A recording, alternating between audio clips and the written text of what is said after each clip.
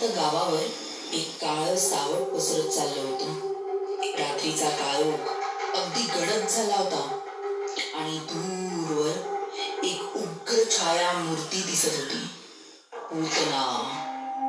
तिच्या चेहऱ्यावर क्रूर हास्य, डोळ्यात भेसूर चमक आणि हाती मृत्यूचं जणू वलय होतं.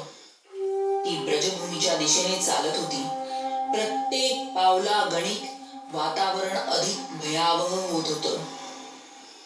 गायी रडत होत्या, लहान मुलं कुशीत लपली होती आणि गोकुळावर भयाचं सावट पसरलं होतं. पूतनेचं आगमन गोकुळात होताच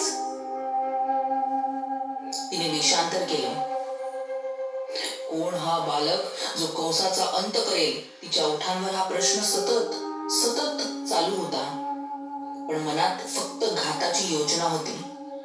ती चुपचाप नंदाच्या घरात गेली, जिथे कृष्ण झोपला होता. तिथे तिची विषारी कळा त्याला मारण्यासाठी आतुर झाली होती. आजूबाजूला बघून हळूच तिने बाळकृष्णाला उचलले. तसेच तो हलकेच हसला. तिनं त्याला दूध पाजायला सुरुवात केली. परंतु कृष्णाचे दिव्य सामर्थ्य जागृत झालं. तो तिच्या स्तनाला चक्री वावटळीसारखा जोर लावत होता आणि ती वेदनेने कळवळत होती. आता पूतनेचा उग्र आणि भयानक चेहरा, तिच्या त्या गर्जना, तिचे ते विव्हळणे लोकांच्या समोर आले. तिचा तो देह बघून अख्खे गोकुळ भयावह झाले होते आणि तिच्या त्या स्तनावर कृष्ण अगदी आनंदात हसत होता.